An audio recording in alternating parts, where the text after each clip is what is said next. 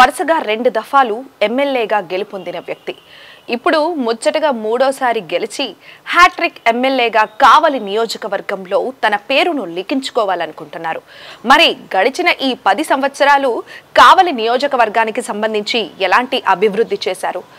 And ఒకవేళ గెలిస్తే ఇప్పుడు కావలి నియోజకవర్గానికి సంబంధించి ఎలాంటి అభివృద్ధి చేయబోతున్నారు? సో దీని మీద మనతో మాట్లాడడానికి కావలి నియోజకవర్గ వైసీపీ ఎమ్మెల్యే అభ్యర్థి అయిన రామరెడ్డి ప్రతాప్ కుమార్ రెడ్డి గారి కోడలు మహిమారెడ్డి గారు మనతో ఉన్నారు. వారితో మాట్లాడదాం రండి. నమస్తే మ్యామ్, ఎలా ఉన్నారు? బాగున్నాము, మీరు ఎలా ఉన్నారు? బాగున్నాను. ఎలా ఉంది రోజు ప్రచారం? ఎండల్లో బాగా కష్టపడుతున్నట్టున్నారు కదా మామయ్య గారి కోసం. అందరూ ఎండలో కష్టపడుతున్నారు, మేము ఏదో మా వంతు ప్రచారం చేస్తున్నాము.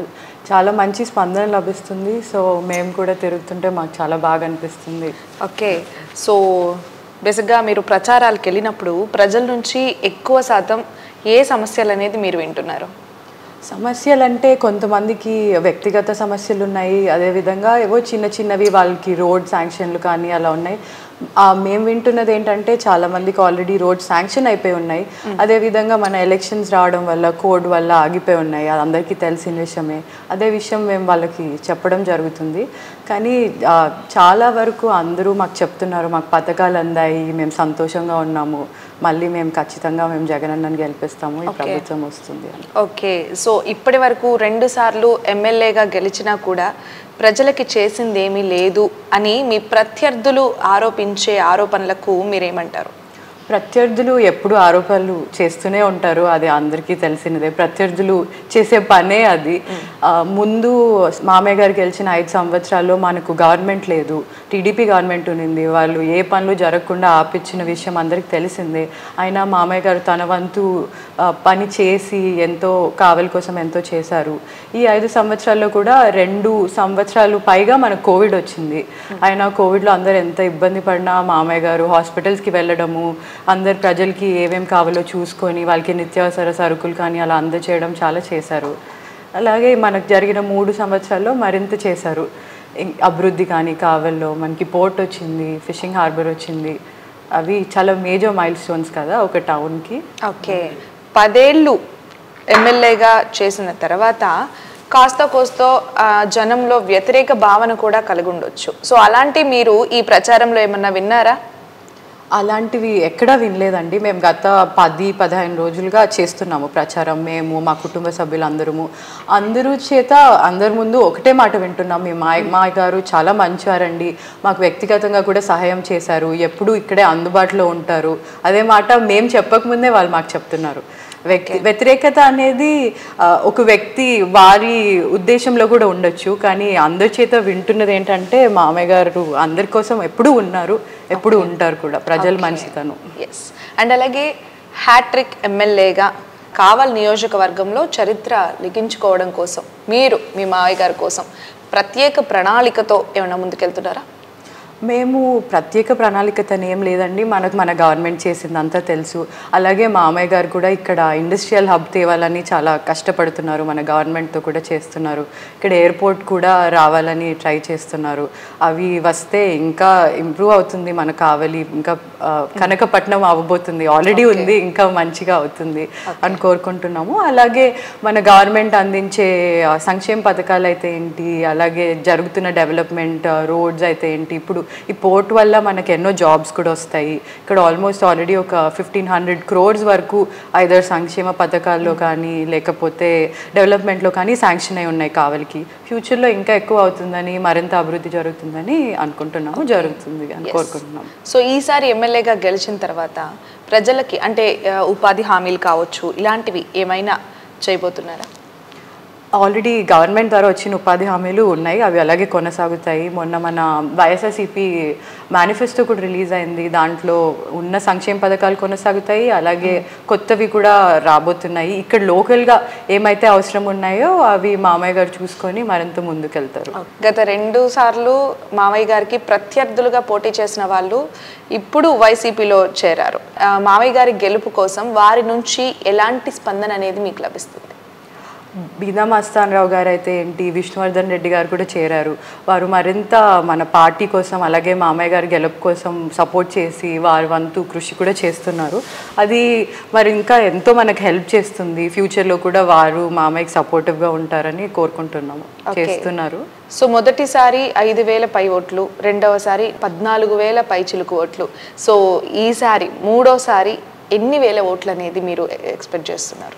ఎన్ని వేల ఓట్లు అనేది చెప్పడం అనేది కాదు, కానీ తప్పకుండా ముందుసారి కన్నా మెజారిటీతో ముందుకు వస్తారని అనుకుంటున్నాము. ఓకే, సో ఓటర్లకు మీరేం తెలియజేయాలనుకుంటున్నారు?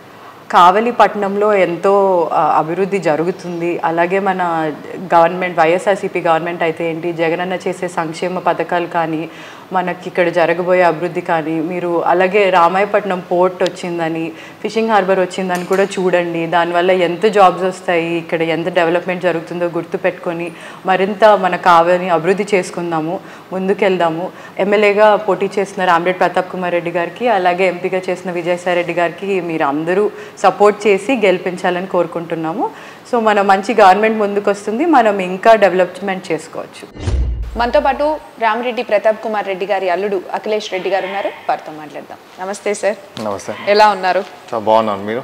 బాగున్నాను sir, thank you. So full ఎండలు ఉన్నాయి, బాగా కష్టపడుతున్నట్టున్నారుగా మామయ్య గారిని గెలిపించడానికి. అయ్యో మాకేం కష్టం లేదమ్మా, మేము వచ్చేది ఎలక్షన్ ముందే, కానీ వాలంటీర్స్, వార్డ్ ఇన్ఛార్జెస్ వాళ్ళు పడే కష్టము సంవత్సరం అంతా జనాల కోసం చేస్తూ ఉంటారు. సో అది కంపేర్ చేసుకుంటే మాది కష్టమే కాదు. ఓకే, సో ఫస్ట్ టైం ప్రచారాలకి తిరుగుతూ ఉన్నారు, సో ఎలా అనిపిస్తుంది మీకు? ఫస్ట్ టైం మీరు చెప్పినట్టే ఫస్ట్ టైం యాక్టివ్గా ప్రచారంలో, పాలిటిక్స్లో ఇన్వాల్వ్ అయి ఉన్నాను. First time ground door to door క్యాంపెయినింగ్లో ఇన్వాల్వ్ అయి ఉన్నాను. సో ప్రతి ఇంట్లో, ప్రతి ఫ్యామిలీలో స్పందన చాలా బాగుంది.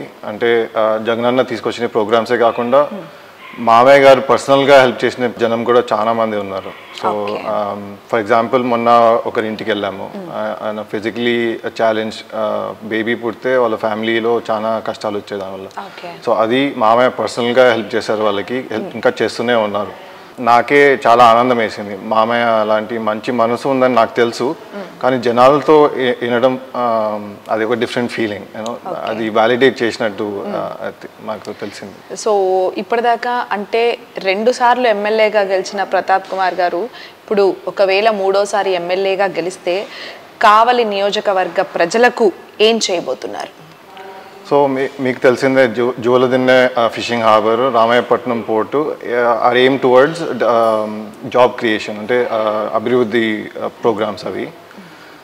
అది యూత్కి ఇప్పుడే కాకుండా ఫ్యూచర్లో కూడా ఉపయోగపడతాయి. అది కాకుండా జగనన్న తీసుకొచ్చిన సంక్షేమ పథకాలు, అమ్మఒడి కానివ్వండి, పెన్షన్ స్కీమ్ కానివ్వండి, అది ఉపయోగపడతాయి. మామయ్య గారు పర్టికులర్గా కావలిలో ఇంకా డెవలప్ అవుతుంది, మీరు చూసుంటారు. రోడ్స్ కానివ్వండి, డ్రైన్స్ కానివ్వండి, ఎడ్యుకేషన్ కానివ్వండి, హెల్త్ కేర్ కానివ్వండి, అవన్నీ తప్పకుండా ఇంకొక ఛాన్స్ ఇస్తే ఇప్పటివరకు చేసినదే కాకుండా ఇంకా రెట్టింపు అభివృద్ధి చేస్తారని తప్పకుండా. ఓకే, సో ప్రజల నుంచి, అంటే మీరు ఎలాగో ప్రచారాలు జరుపుతున్నారు కాబట్టి ప్రజల నుంచి ఎక్కువ శాతం ఏ ఏ సమస్యలు అనేది మీరు వింటున్నారు? అంటే ప్రతి ఫ్యామిలీకి వాళ్ళకు ఉండేవి కొంచెం వేరీగా ఉండొచ్చు, కానీ జనరల్గా చెప్పాలంటే ఏరియా బట్టి కొన్ని ఏరియాలో రోడ్స్ లేవు, కొన్ని ఏరియాలో డ్రైనేజ్ లేదు, కొన్ని ఏరియాలో ఎలక్ట్రిసిటీ లేదు, కొన్ని ఏరియాలో water, education, health care, jobs. So అట్లా ఏరియా బట్టి, ఆ ఏరియా డెమోగ్రాఫిక్స్ బట్టి వాళ్ళకు ఉండే కష్టాలు, పర్టికులర్గా అఫ్కోర్స్ మామయ్యకు ఉండే నాలెడ్జ్, డ్రైవ్, ఫోకస్, ప్యాషన్ తో తప్పకుండా సాల్వ్ చేస్తారు. ఇంకా జనాల డైలీ లైఫ్స్ ఇంప్రూవ్ చేస్తారని నేను తప్పకుండా నమ్ముతున్నాను. సో మనతో పాటు ప్రతాప్ కుమార్ రెడ్డి గారి కుమార్తె సంహిత రెడ్డి గారు ఉన్నారు, వారితో మాట్లాడదాం. నమస్తే సంహిత రెడ్డి గారు, బాగున్నారా? బాగున్నాను. ఓకే, సో ఫస్ట్ టైం కదా ప్రచారాలకు వెళ్ళడం? అవునవును, ఫస్ట్ టైం. సో ప్రజల్లోకి వెళ్ళినప్పుడు వారి స్పందన ఎలా ఉంది మీ పట్ల? అది యాక్చువల్లీ చాలా 1 వీక్ నుంచి చేస్తున్నాము బాగా, సో అంత పాజిటివ్ రెస్పాన్స్ ఉంది. అండ్ వాళ్ళందరూ చెప్తున్నారు అది పథకాలన్నీ వస్తున్నాయి అని. ఓకే, సో మేడం మీరు ప్రచారాలకు వెళ్ళే ముందు నాన్నగారి దగ్గర ఎలాంటి సజెషన్స్ తీసుకుంటున్నారు? అదే, సో మేము రోజు వెళ్తున్నాం కదా, సో వాళ్ళు ప్రాబ్లమ్స్ చెప్తుంటే నేను అది నోట్ చేసుకొని నేను నాన్నకి వచ్చి చెప్తాను. ఓకే, ఈసారి హ్యాట్రిక్ విజయం కొట్టబోతున్నారా మరి? డెఫినెట్గా కొడతాను. Definitely. Yeah, we wish you all the very best. Thank you. So మనతో పాటు రామిరెడ్డి ప్రతాప్ రెడ్డి గారి కుమారుడు బాల సాకేత్ రెడ్డి గారు ఉన్నారు, వారితో మాట్లాడదాం. నమస్తే సార్. నమస్తే. ఎలా ఉన్నారు? బాగున్నానమ్మా. ఫుల్ టైర్డ్ అయిపోయారా ప్రచారాల్లో బిజీ అయిపోయి? Not at all. సో రోజు ఎర్లీ మార్నింగ్ ప్రచారం వెళ్తున్నాము, ఈవినింగ్ మళ్ళీ వెళ్తున్నాము. అందరు ఇంటికి వెళ్ళినప్పుడు వాళ్ళు చాలా బాగా రిసీవ్ చేసుకుంటున్నారు. జగనన్నని తప్పకుండా మళ్ళీ సీఎంగా చేపిస్తాము, మీ నాన్నకి తప్పకుండా ఓటేస్తాము, అట్లాగనే విజయసాయి కానీ ఎంపీగా తప్పకుండా ఈరోజు గెలిపిస్తాము. మా ఓటు ఒక్కటే కాదు, 10 to 15 పీపుల్ని మేమే చెప్పి ఓటు వేపిస్తామని చెప్తున్నారు. ఓకే. సో బేసిక్గా అంటే మనకి మేనిఫెస్టోలో ఏదైతే ఉందో అది పూర్తిగా అంటే 90% నెరవేర్చలేదు అని చెప్పేసి ఆరోపణలు చేస్తూ ఉంటారు. సో దాని మీద మీరేమంటారు? ఇప్పుడు ఇంటికి అంతా వెళ్ళినప్పుడు ఆల్మోస్ట్ 95% పీపుల్కి ఓన్లీ వెరీ ఫ్యూ పీపుల్ పథకాలు అందలేదు. Only like some address issues or ఏదైనా వేరే టౌన్ నుంచి ఇటు షిఫ్ట్ అయినప్పుడు అట్లాగేమైనా ఎలిజిబిలిటీ ఇష్యూస్ అంటే అట్లాగా ఓన్లీ దోస్ పీపుల్కి పథకాలు అందలేదు. వేరే వాళ్ళందరూ చాలా హ్యాపీగా ఉన్నారు. జగనన్నకే ఓటేస్తాము, అన్ని పథకాలు బాగా వస్తున్నాయని చెప్తున్నారు అందరూ. ఓకే. సో మీ నాన్నగారు గత 10 ఏళ్లుగా కావలి నియోజకవర్గంలో ఎమ్మెల్యేగా కొనసాగుతూ ఉన్నారు. సో ఈ 10 ఏళ్లలో నాన్నగారు చేసిన అభివృద్ధి ఏంటి కావలికి సంబంధించి? So one of the main things is the fishing harbour. Fishing harbour వల్ల ఆల్మోస్ట్ ఒక 60-70 కిలోమీటర్స్ అన్ని ఫిషింగ్ విలేజెస్ అక్కడ ఉన్నాయి. సో ఆ ఫిషర్మెన్ కమ్యూనిటీస్ అంతా చాలా హెల్ప్ఫుల్గా ఉంటుంది, ఎందుకంటే వాళ్ళు డైరెక్ట్గా ఫిషింగ్ బోట్స్ అంతా సమ్టైమ్స్ స్టార్మ్ వచ్చినప్పుడు they get lost into the sea. So అదంతా ఇప్పుడు ఫిషింగ్ హార్బర్ చేసిన తర్వాత డైరెక్ట్ యాక్సెస్ ఉంటుంది బాగా. ప్లస్ లాజిస్టిక్స్ అంతా స్టోరేజ్ ఫెసిలిటీస్ కానీ ఎక్స్పోర్ట్కి ఇండస్ట్రీస్ అంతా ఫిషింగ్ హార్బర్ పక్కన మళ్ళీ వస్తున్నాయి. అది కాకుండా మళ్ళీ రామాయపట్నం పోర్ట్ కూడా ఆల్మోస్ట్ ఫినిషింగ్ స్టేజ్కి తెప్పించారు ఈ 3 ఇయర్స్లో. ఫస్ట్ 2 ఇయర్స్ కోవిడ్ వల్ల కొంచెం కష్టంగా ఉన్నింది, ఇప్పుడు ఆల్మోస్ట్ ఫినిషింగ్ స్టేజ్కి వచ్చింది. ఇప్పుడు ఆ పోర్ట్ వల్ల ఆల్మోస్ట్ ఒక మోర్ దెన్ 20-30,000 జాబ్స్ వస్తాయి. కావలి అన్నిటికన్నా క్లోజెస్ట్ కాన్స్టిట్యుయెన్సీ ఆ పోర్ట్కి. ఓకే. సో 3వ సారి ప్రతాప్ కుమార్ రెడ్డి గెలిచారు అంటే అది హ్యాట్రిక్ విజయం కావచ్చు. సో దీనికోసం మీరు ప్రత్యేకమైన వ్యూహంతో ముందుకెళ్తున్నారా? తప్పకుండా. సో మా నాన్న ఆల్మోస్ట్ 15 ఇయర్స్ నుంచి వితౌట్ ఎనీథింగ్ ఇన్ రిటర్న్ మా నాన్న ప్రజల కోసమే కావలికి వచ్చింది, స్కూల్స్ కాలేజెస్ పెట్టింది హెల్ప్ చేసేదానికి. లేకపోతే బెంగళూరులోనే మా ఇంట్లోనే అక్కడ ఉండేవారు, ఇక్కడికి వచ్చి ప్రజలకి హెల్ప్ చేయాలని ఆల్వేస్ ఇక్కడనే ఉంటారు కావలిలోనే.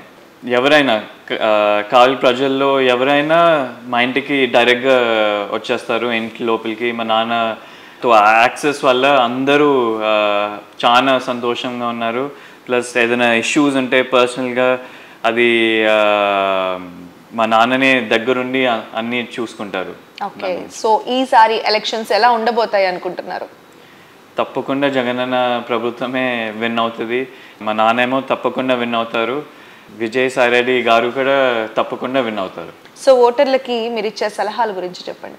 సో తప్పకుండా ఓటర్స్ అందరూ థింక్ చేయాలి, ఏ క్యాండిడేట్ ఇంకా బెటర్ అని చూడాలి. ఎవరు కావల్లోనే ఉంటారు, ఎవరు ప్రజలకి అందుబాటులో ఉంటారు, ఎవరు మంచివారు, ఎవరు డెవలప్ చేశారు, ఎవరు అన్ని కిడ్స్ని చదివించారు, అదంతా చూసి వాళ్ళే ఒక మంచి డిసిషన్ తీసుకోవాలి. జగనన్న పథకాలు, జగనన్న చేసిన డెవలప్మెంట్ అంతా చూసి కూడా వాళ్ళు ఒక గుడ్ డెసిషన్ తీసుకొని తప్పకుండా జగనన్నని మా నాన్నని విజయసాయి గారిని గెలిపిస్తారు. Right sir, thank you. I wish you all the very best. Thank you.